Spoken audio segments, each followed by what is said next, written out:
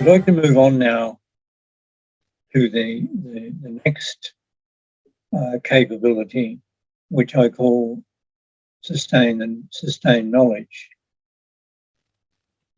And the first thing you may recall, I talked about the beginners some time ago. They enter Hung Gar with no idea of what's important or how to learn. And this is very true. You may not know what's ahead of you in being able to sustain the knowledge of what it is you've learned. So many people have no concept of the relative importance of the various components of learning Hung Gar, and may not have experienced how to learn any physical art or sporting activity.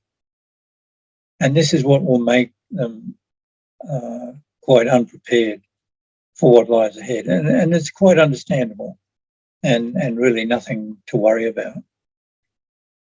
And as you begin to understand what's ahead, you will see that developing a personal strategy for learning becomes important, because you'll start off without having any personal strategy on how to learn Hung Gar, and you may not have a personal strategy in your life on how to learn anything. And in my experience in life, everything you're learning requires a strategy of how you're going to learn. So the first step is experiencing that learning is more than copying what you may interpret. And you can see this with many different types of students. I mean, over the years, I've taught hundreds and hundreds of students. For many years, I used to teach children from age 5 up to 15. I had separate classes for them, and there perhaps were 30 children in each class. And they're very good at copying. Children like to copy. They don't question things, they will copy. So, I'm standing facing the class, I lift my left foot to do something, and 99% of the class lift their right foot, because they interpret it differently. They're looking at the mirror image. However, I did experience on several occasions where there were one or two, and certainly no more than that, who actually, when I lift my left foot while I'm facing them, they also lift their left foot. And this is quite an important observation to make. And those children that were doing that always turned out to advance much quicker than the others, because they were simply not copying what they had immediately interpreted. They were thinking about it. So it's important to do a bit more than just copying. And the next important thing is discovering that you may not have an approach to learn and retain the knowledge and capability which you see as required. So I can't emphasize enough this strategy for learning. You have to have a plan. You have to have the way you're going to go about it. For example, if I tell you to sort of move forward and punch and then do it again and then do it again, and so you do that 3 times, and then I tell you to turn to the right, it's probably a good idea, particularly if you're learning a set form in this instance, it's a good idea to remember that there were 3 movements to the front. Now, that's part of your strategy of learning. And not everybody does it the same way. Some may say, well, I begin with the left foot forward and I move forward and I stop with the left foot forward. And I only have the right foot forward once. Okay, then that's another strategy. That also means you're going to move 3 times. But what I'm trying to highlight here is we each have our own way of doing it, and you need to discover what that is. What's your personal strategy in learning something and retaining that knowledge? That's where the strategy comes in. So to sustain that knowledge, you need this learning strategy. And you'll begin to realize that to be able to do something is not the same as doing it well. We're now talking about ability versus skill, and we're moving slowly into that area. And the strategy will begin to help you along that path. And also we'll be experiencing that physical proficiency requires much more than just fitness and memory. And I see many people play Hung Gar, and they seem to believe that memory is the key ingredient. Now, because we're all different, I can understand why some people may consider that as an important factor, but it's not the number one factor. And, I can't emphasize enough that you need to have your own personal strategy for sustaining this knowledge of what it is you're learning, because you're going to keep adding to it. If you consider you're learning some academic subject, I mean, it may be medicine, for example, and you learn all about the bones in the body, the names of all the nerves, all the blood vessels, and then later on you're learning about a particular disease, maybe heart disease, and you know that it involves the ventricle of the heart and the atrium and the aorta. And so now you need to remember what it is you learned before. And so you're continually building on this knowledge. And in order to do that, you need to have that strategy on how to retain or sustain that knowledge that you've learned. So that's what I'm talking about in terms of its importance. The next one is you need to realize that mastery of yourself is a prerequisite. Yes, we're trying to master an activity, in this case, a martial art. But if we're not able to master ourselves, then there's no way we're going to master what it is we're learning. And so mastering ourselves in terms of being able to sustain knowledge and so on is becoming mindful of the intent and the focus on what it is we're doing, and developing the discipline and the ability to persevere, and realizing that time is limited and valuable. So we go to class, maybe we've only got 1 hour or 2 hours or 30 minutes. It should not be spent talking and socializing. If you're there to learn, then you have a limited time, and your time is valuable. And so you need to put the effort in to master yourself so that you're not trapped in discussion or spend your time on social media when you should be doing other things. And having awareness of yourself and how you function, how your body and how your mind functions and how you use your time, they're all important factors in this mastery of ourself. So, and knowing that actions and reactions are self-chosen. So we all have a choice in how we're spending our time, what we're doing, how we react to things. And now this, how we gain mastery of ourselves, also overlaps into our life. How we react to what's going on. We may be in a meeting. We choose our reaction to something. It's not just something that's automatic. It may have entered our unconscious mind and become a habit, but sometimes we need to develop more beneficial habits. So choosing our own actions and reactions is an important part of mastering oneself.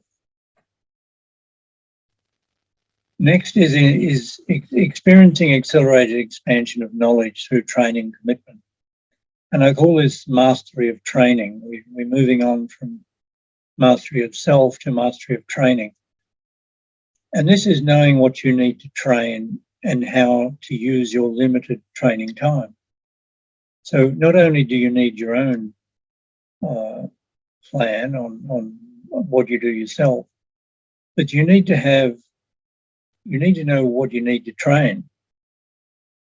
What is it that you need to train in? It's not a matter of just doing things over and over and over, particularly those things that you already know how to do.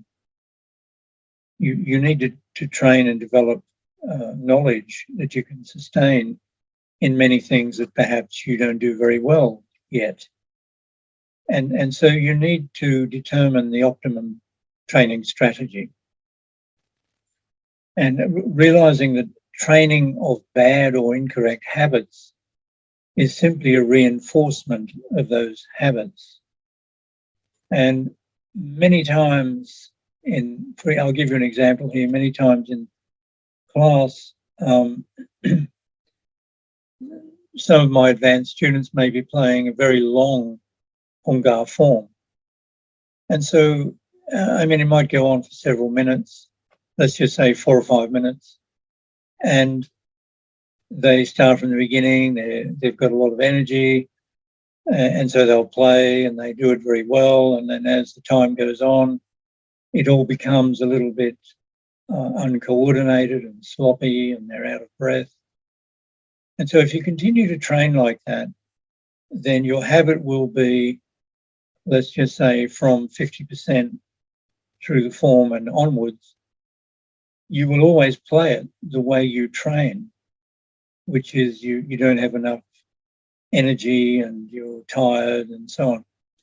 So in order to break this habit, I will often ask students to play the form backwards, so I'll pick maybe one section at the end, a small section, and I'll say, right, we're going to start playing the form by starting at this, which is near the end, might be 80 or 90% through.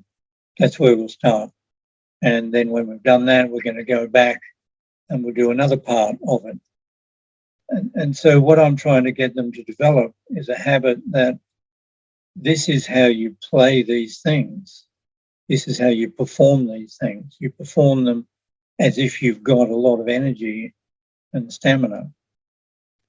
So that's one way of breaking that habit, and not training and continuing to train in bad or incorrect habits. Another important point is recognizing what is correct and developing accordingly. You need to know what it feels like to be correct.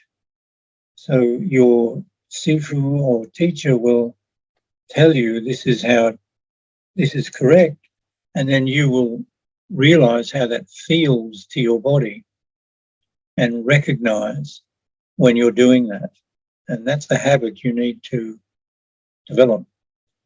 And you'll begin in your mastery of training to be very much aware that proper training is certainly much more than simply remembering something. It's actually doing it and feeling in your body and in your mind what it's like when you do it correctly. And progression towards perfection of activity that embraces both body and mind. And this will be the outcome.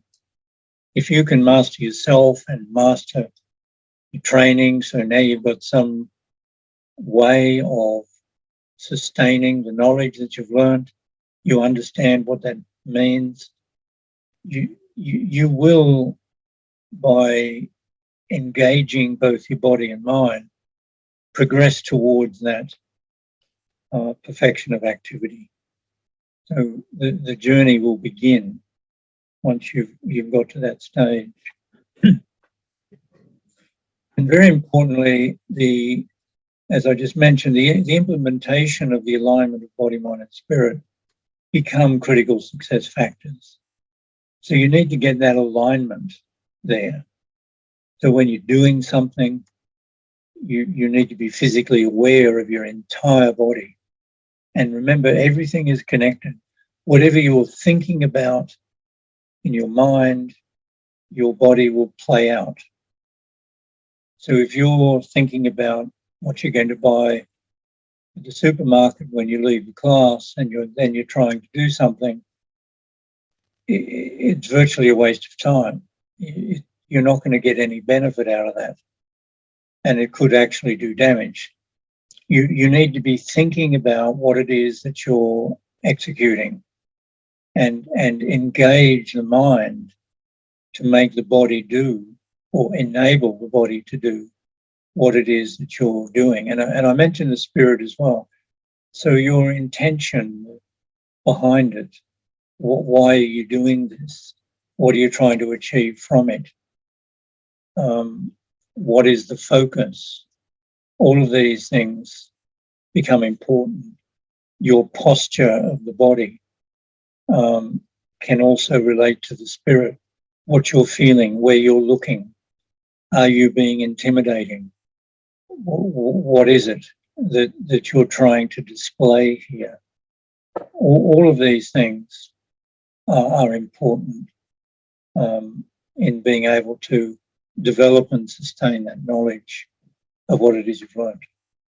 And so knowing how to train the body using both aerobic and anaerobic to develop strength and speed, it's not all about aerobic exercise or aerobic movements.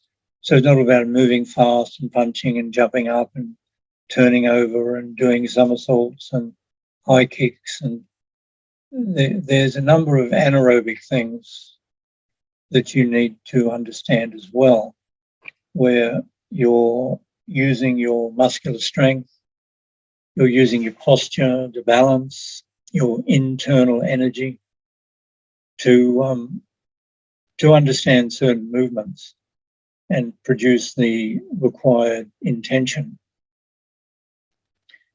Using the mind to develop spatial awareness and efficiency of movement. This can be quite unusual for many people.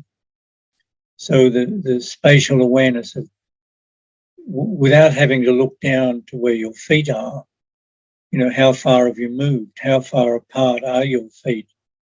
Have they both moved in the same direction? Is one foot turned inwards and the other one not? All of these things, yes, you'll start off by looking at your feet and your stances, but you need to develop that spatial awareness so that your own mind will understand exactly what your body is doing. And it's not as impossible as you think. If you're able to walk down the street without looking at your feet as you make steps, then you already have very good spatial awareness. Learning to focus through calmness of mind to improve coordinated effectiveness and balance. And now that's an important point. You need to be calm in your mind, not anxious, because you need to have this ability to be effective by coordinating certain things in your body, all coming together at the same time, as well as having balance. In order to do that, you have to have a degree of calmness and clarity of thought. And experiencing spiritual self-reflection. Again, as I mentioned when I talked about the spirit, you need to reflect on what it is you're trying to produce when you're playing out these things. Are you trying to be aggressive and hurt people, and, or you're trying to be evasive, or what is it that your inner spirit is trying to achieve here? You need to understand that experience of reflecting on what it is you're doing and how it does affect your ability to learn and execute the Hung Gar. And finally, realizing that these factors are the pegs. Everything I've talked about are the pegs that enable the gaining and preservation of knowledge in Hung Gar. Again, I say quite likely will apply to other types of sports. I don't know firsthand, but my observation of watching other people do different other things indicates to me that these things are probably quite applicable.